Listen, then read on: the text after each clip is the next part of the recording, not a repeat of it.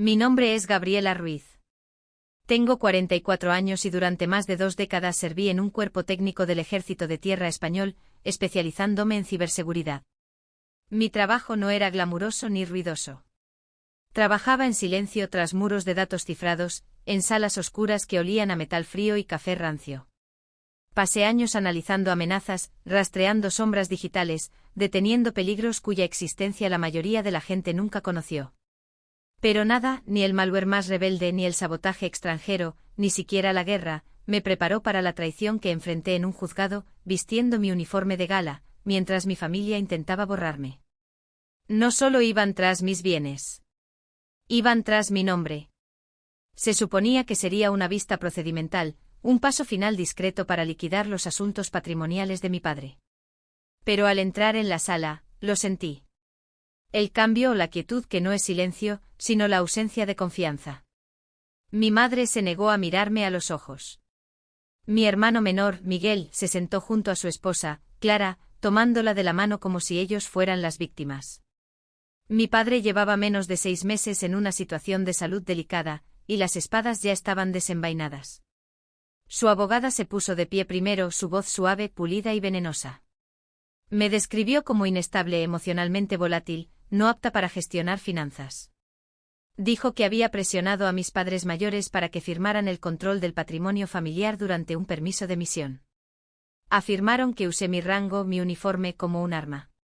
La sala del juzgado, pequeña y estéril, empezó a sentirse sofocante. Y yo no dije nada. Les dejé hablar. Les dejé retorcer mi carrera, mi sacrificio, hasta convertirlos en algo feo.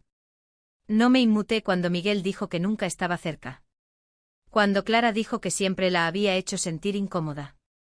No parpadeé cuando mi propia madre dijo, intentamos ayudarla, pero hay gente que no tiene arreglo. Déjales hablar, me dije. No tienen ni idea de lo que se les viene encima. Cuando el juez finalmente se dirigió a mí, preguntando si tenía algo que presentar, me levanté lentamente.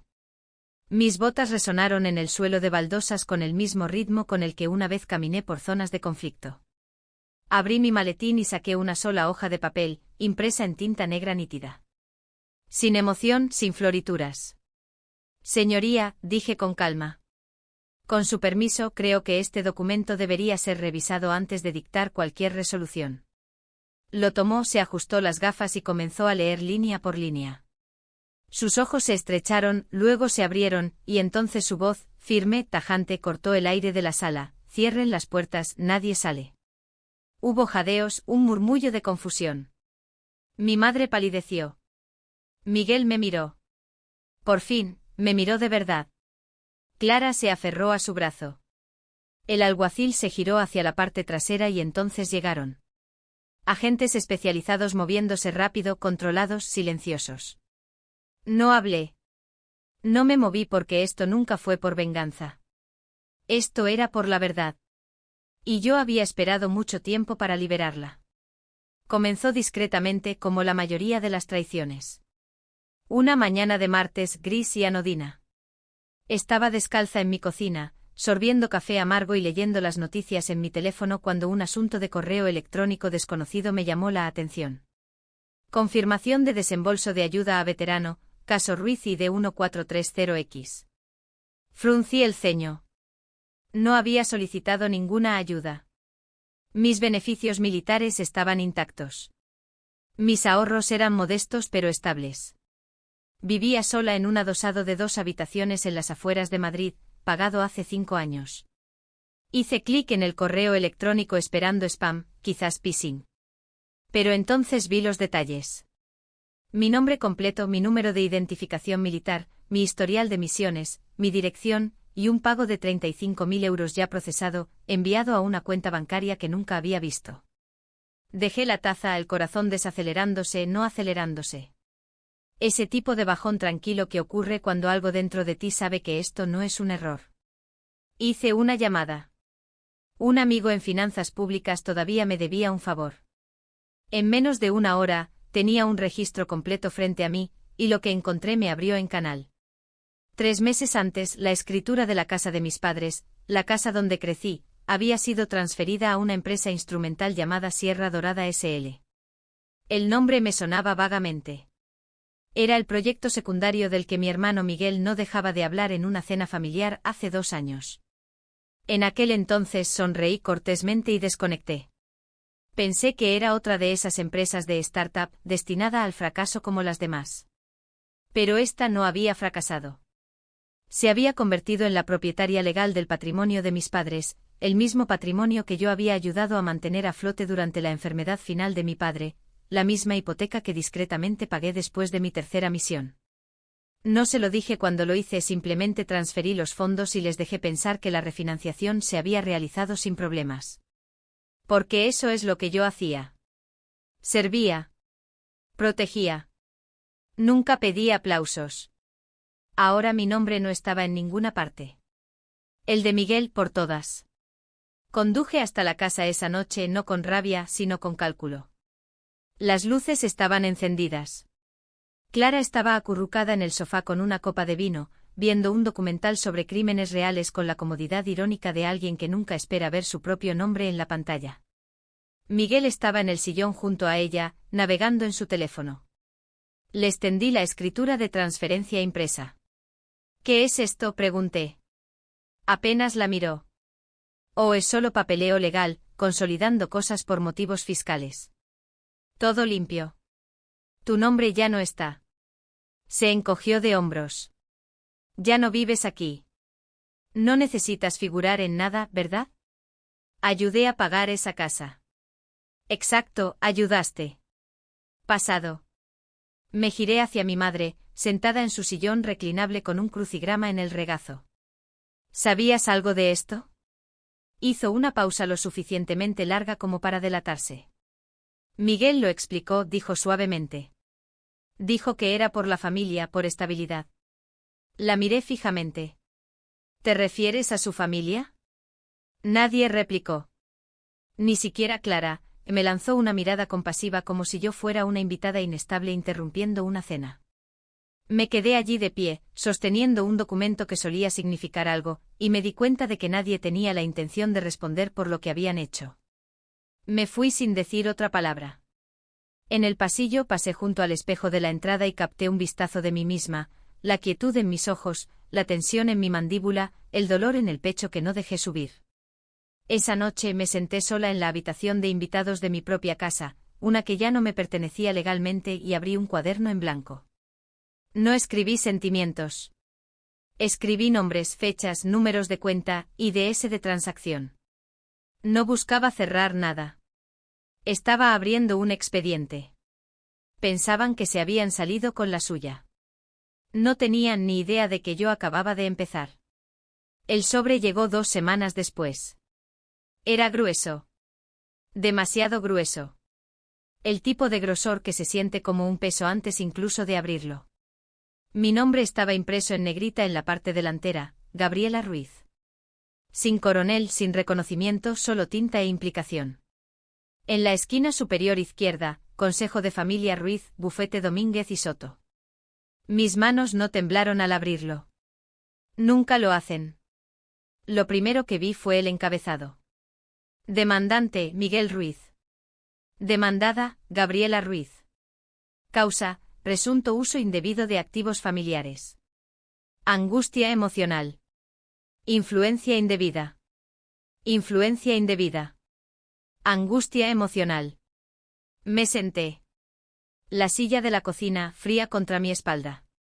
Durante 1 minuto completo.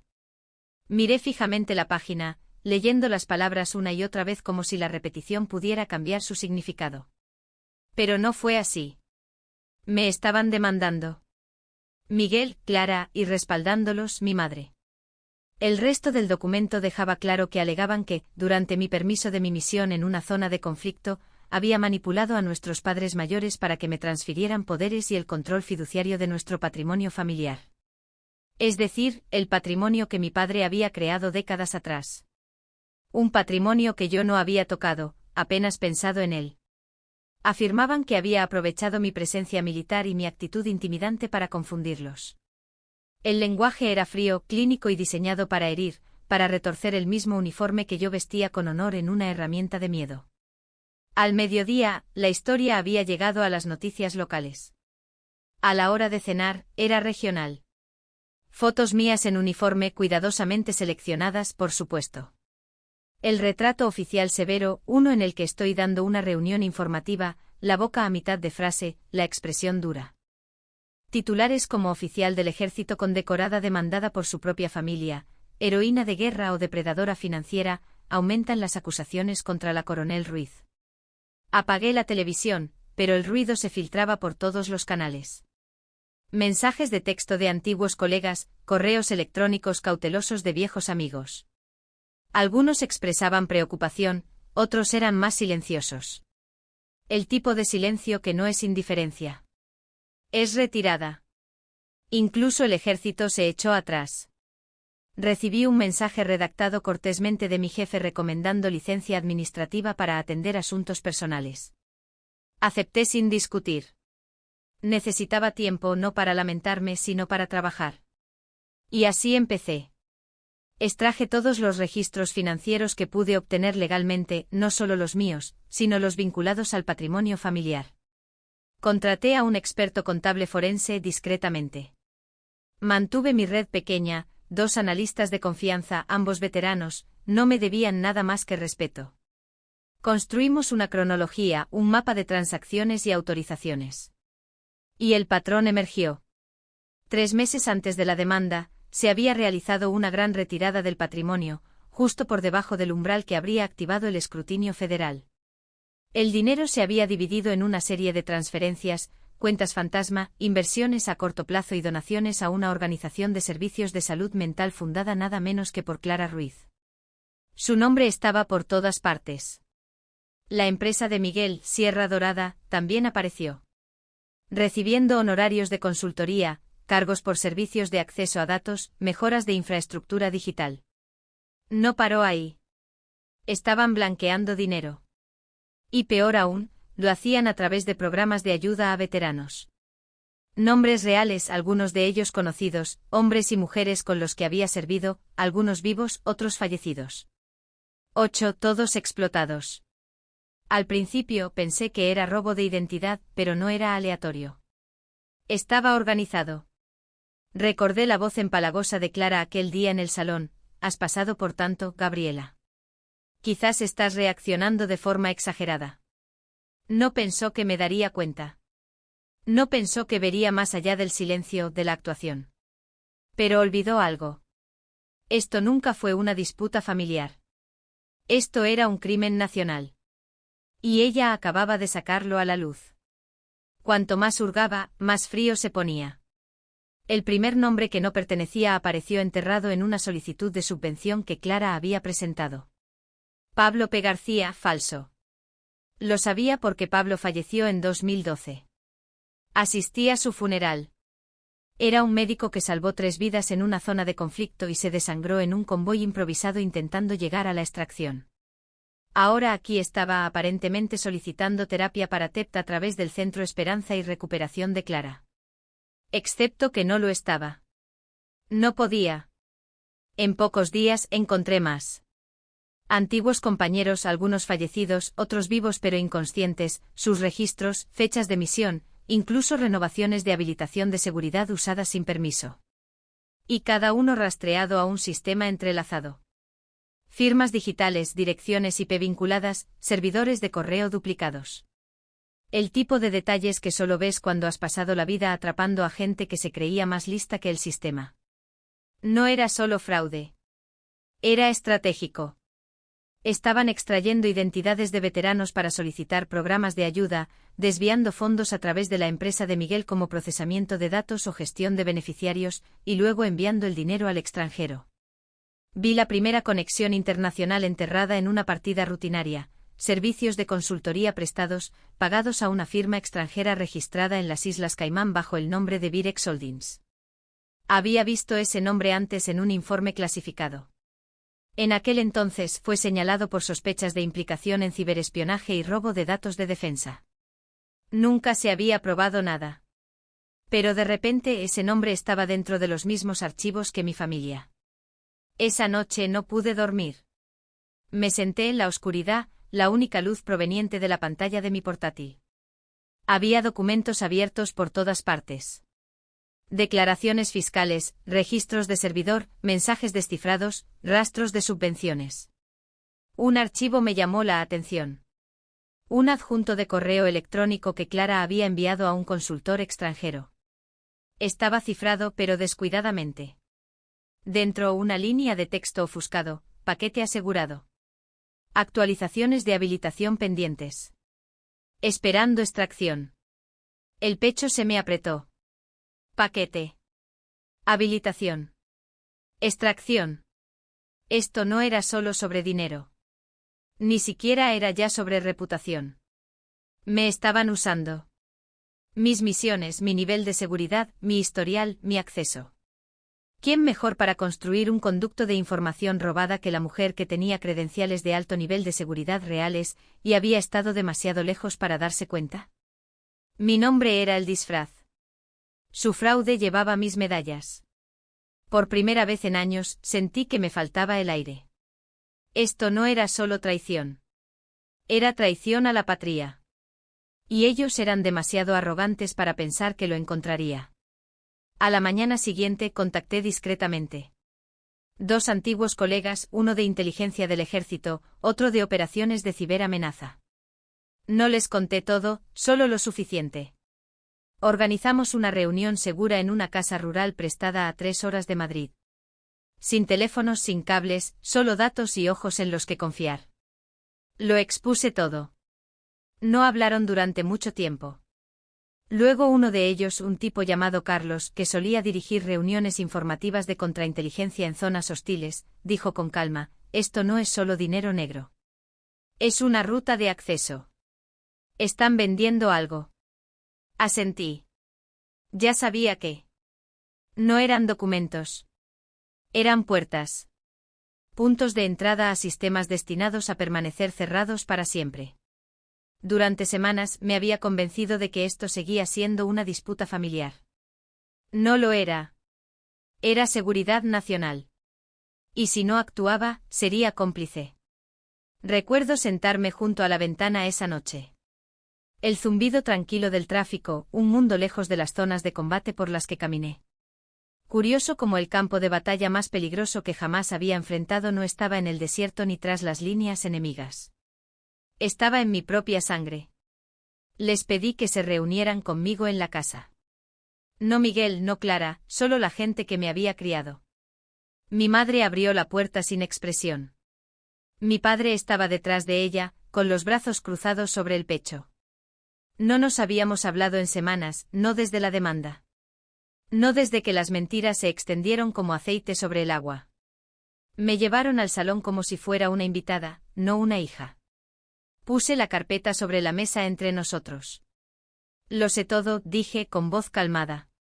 El robo de identidad, las empresas fantasma, los datos de habilitación de seguridad pasados a través de intermediarios extranjeros. Sé que firmasteis las autorizaciones. Ninguno se inmutó. Quiero preguntar una cosa, continué. ¿Alguna vez os detuvisteis a pensar en lo que me estabais haciendo? Mi madre bajó la vista a sus manos. Mi padre miró por la ventana. Siempre estabas fuera, dijo finalmente. Incluso antes del ejército, siempre en tu mundo. Miguel se quedó. Miguel se preocupaba por esta familia. La garganta me quemó, pero me mantuve firme. Miguel os explotó. Usó vuestros nombres, vuestra confianza, y vosotros le ayudasteis. La voz de mi padre fue baja, medida. A veces hay que elegir al hijo que se queda. El silencio que siguió se sintió como una bofetada. Me levanté, recogí la carpeta. Entonces habéis tomado vuestra decisión, dije. Y ahora tomaré la mía. No me detuvieron. No volvieron a hablar. Afuera, el aire golpeó fuerte, frío contra mi piel. Conduje en silencio de regreso a mi piso, de regreso al único espacio que no había sido tocado. Esa noche cifré el expediente completo. Nombres, fechas, cuentas, registros de comunicación. Luego envié un mensaje por una línea que no usaba en años, está sucediendo. La respuesta llegó en menos de una hora. Al amanecer, estaba reunida con Ana, Carlos y Marcos, exinteligencia, fuera de registros, leales a una sola cosa, la verdad. Nos sentamos en un hangar abandonado, portátiles abiertos, construyendo una cronología desde las cenizas. Cotejamos cada documento, rastreamos cada firma, validamos cada registro de servidor. Cada paso disipaba la duda. Pensaban que estaba sola. Pensaban que el silencio era debilidad. Olvidaron que soy una soldado, y los soldados nunca van a la batalla desarmados. La mañana de la vista, me vestí con uniforme militar de gala. No para impresionar, no para el teatro, sino porque era la verdad de quién era yo. Las filas de condecoraciones, el distintivo sobre mi corazón, el azul acero del mando, nada de ello prestado, nada regalado, cada centímetro ganado. Miguel se sentó al otro lado de la sala, flanqueado por Clara y sus abogados. No me miró. Mis padres se sentaron detrás de ellos, indescifrables. Clara llevaba un blazer color polvo y una expresión ensayada de suave preocupación. Su abogada fue quirúrgica, pintándome como inestable, manipuladora, dañada por la guerra. Citó mis misiones como abandono, mi silencio como culpa. Cuando Clara subió al estrado, me llamó distante, combativa, incluso paranoica. Lloró un poco al responder. El juez observó en silencio, y yo les dejé hablar. Cuando fue mi turno, no defendí mi carácter. Caminé hasta el estrado del juez, metí la mano en mi maletín y saqué un documento. Señoría, dije con voz calmada. Esta es mi única presentación.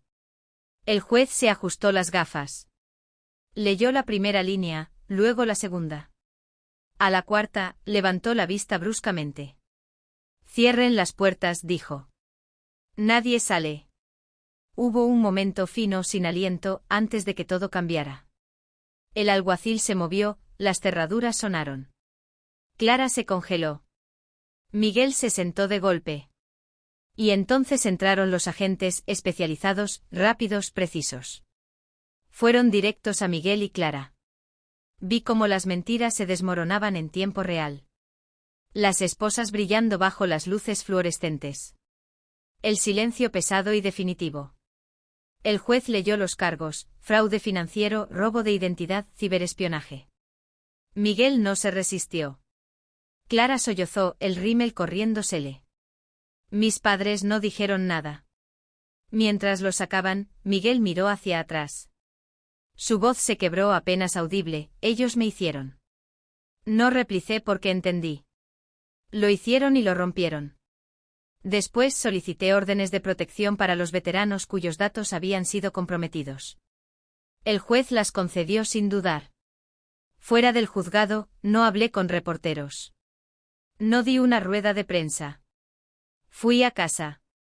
Y esa noche encendí la lámpara de mi escritorio y abrí el archivo para una nueva organización, Rastro de Honor, una fundación dedicada a defender a los veteranos de la explotación de identidad y el abuso financiero. Sin titulares, sin gran inauguración, solo una misión. Semanas después, llegó una carta manuscrita de una viuda en un pueblo. La identidad robada de su marido había sido usada para desviar fondos a través de una de las cuentas fantasma de Miguel. Escribió: pensamos que nadie lucharía por nosotros. Entonces usted lo hizo. Me senté sola leyendo esa línea, el silencio suave esta vez, no vacío, sino ganado. La guerra que libré en aquel juzgado no fue por venganza. Fue por recordar quién era sin necesitar permiso. Y en aquella quietud, encontré algo más fuerte que la victoria. Encontré paz. No porque estuviera tranquilo, sino porque yo lo había hecho así.